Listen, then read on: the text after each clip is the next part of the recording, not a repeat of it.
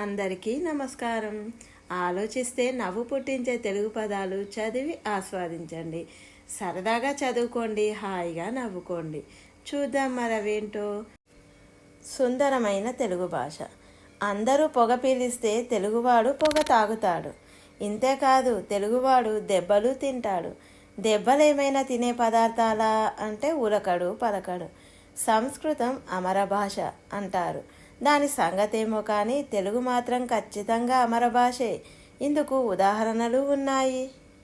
ఎవరి మీదైనా ప్రేమ వచ్చినా కోపం వచ్చినా సచ్చినోడా అని తెలుగువాడు పిలుస్తాడు. సచ్చినోడు ఎలా పలుకుతాడని ఆలోచించాడు.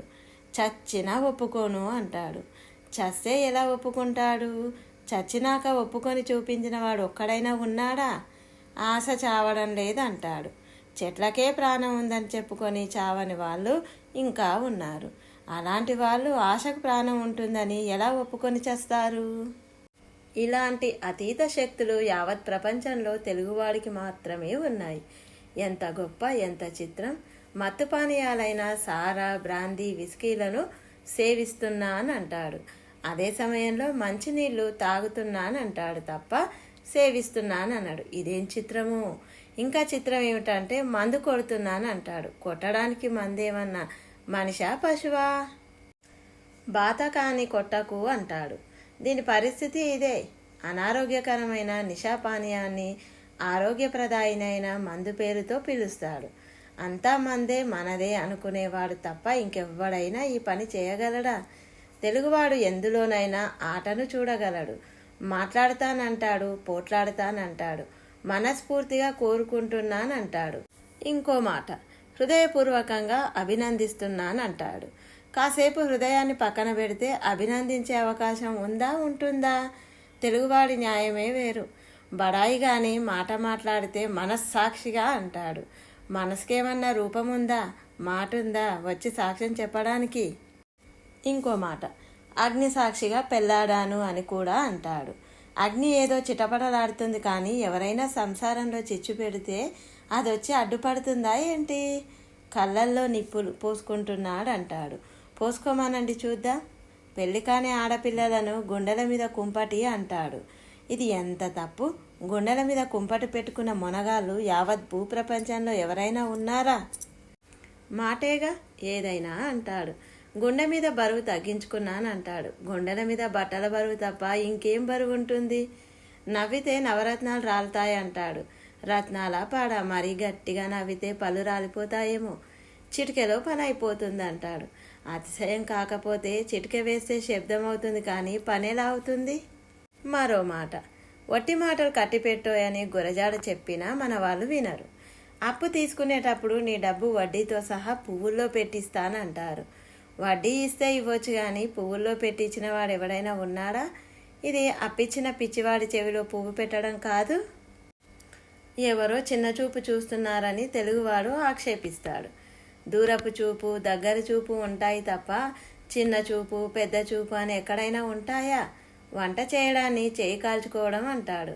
అదే నిజమైతే ఆడవాళ్ళ చేతులన్నీ ఏమైపోయేవి? మరో మాట, సంగీతం అంటే చెవి కోసుకుంటానని ఒక్కొక్కరు వంకర్లు తిరిగిపోతుంటారు. అయితే అతడు ఎంతసేపు పాటలు వింటున్నా కోసుకున్న చెవి కింద పడదే అని నిరాశ పడ్డవాళ్ళు ఉన్నారు. తప్పు చేసిన వాడు అడ్డంగా దొరికిపోయాడు అంటారు. దొరికిన వాడెవడైనా అడ్డంగా దొరుకుతాడా? నిలువుగా దొరుకుతాడు తప్ప. అన్నట్టు గిట్టని వాడిని అడ్డమైన వాడు అని తిడతాడు. అదేంటి? దీని భావం ఏంటి? పండితార్థం ఏమైనా పిండితార్థం ఒకటి ఉంది. పశువు అని తిట్టినట్టు మనుషులు నిలువుగా ఉంటారు, పశువులు అడ్డంగా ఉంటాయి. అది సంగతి. ఎవడి మీదైనా కోపం వస్తే ఏ మొహం పెట్టుకొని వచ్చావంటాడు తెలుగువాడు. ఎవరికైనా ఒకటే ముఖం ఉంటుంది కానీ బ్రహ్మలాగా 4 ముఖాలు, రావణ బ్రహ్మలాగా 10 ముఖాలు ఉండవు కదా. ఫలానా వాడు తలలు మార్చే రకం అనేది కూడా తెలుగువాడి వాడుక. ఇదెలా సాధ్యం? వినాయక వృత్తాంతంలో లాగా తలలు మార్చే శక్తి సామాన్య మానవులకు ఉంటుందా? తెలుగువాడు బండ చాకిరి చేస్తానంటాడు.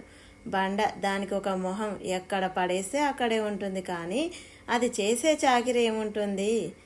ఏముంది? ఎడమ చేత్తో చేస్తానంటాడు. ఎడమ చేత్తో చేసే పనులేంటో అందరికీ తెలుసు. దానితో అన్ని పనులు అతివేగంగా చేస్తానంటే ఎలా? అన్నం ఉడకలేదా అంటాడు. ఇదేంటి, ఉడికితే కానీ అన్నం కాదు కదా. జోకులు పేర్లేదు అంటాడు. జోకేమైనా బాంబా పేలడానికి? వీపు విమానం మోత మోగుతుంది అంటాడు. విమానం మోత మోగితే ఆ వీపు అసలు ఉంటుందా? మనిషి అసలు ఉంటాడా? లేస్తే మనిషిని కానంటాడు ఒకడు. మరి లేచిన వాళ్ళందరేంటి? అలాంటప్పుడు కూర్చొని ఉంటేనే మేలు కదా. ఉన్న పూజలు చాలక భర్త పూజ ఒకటి. జంతువుల్లో కూడా దేవుళ్ళని చూసుకొని భారతీయులు ఆరాధిస్తారు. ఇందుకు తెలుగువాడు కూడా మినహాయింపు కాదు. ఎటొచ్చి మనుషుల్లో జంతువుల్ని చూడడం అతగాడి ప్రత్యేకత. గిట్టని వాళ్లను పంది, కుక్క, గాడిద అని తిట్టే తెలుగువాడు ఇష్టమైన వాణ్ణి పులి, సింహం, గుర్రం అనే అభిమానంగా చూస్తాడు, పిలుస్తాడు. ఏదైనా కల్లారా చూస్తే తప్ప నమ్మకూడదని తెలుగు భాష ఇందుకు ఇంపైన మినహాయింపు. గుండె జారిపోయింది అంటారు. ఇప్పటి వరకు ఎవరికైనా జారిపోయిందా? లేదే. నీ నోరు పడిపోను అని తిట్టిపోస్తారు. ఎవరి నోరైనా ఎప్పుడైనా పడిపోవడం చూసామా? పాడమని అడిగితే గాయకులు గొంతు పోయింది అంటారు. గొంతు ఎక్కడికి పోతుంది? పోతే ఎవరు తీసుకురాగలరు? నోరు పారేసుకోవడం అంటారు. అది ఎలా సాధ్యం? మా ఆయన నోట్లో నాలుక లేదని ఓ ఇల్లాలు వాపోతుంటుంది. నోట్లో నాలుక లేకుండా మనిషి ఎలా ఉంటాడు? వాసన చూడు అంటారు. వాసనను పీలుస్తారు కానీ ఎలా చూస్తాం? రుచిని చూడడం కూడా అంతే. ఎవరు చూడగలరు? పత్రికలు చదివి వాటిలోని పడికట్టు మాటలను కంఠస్థం చేసేవాడు తెలుగువాడు.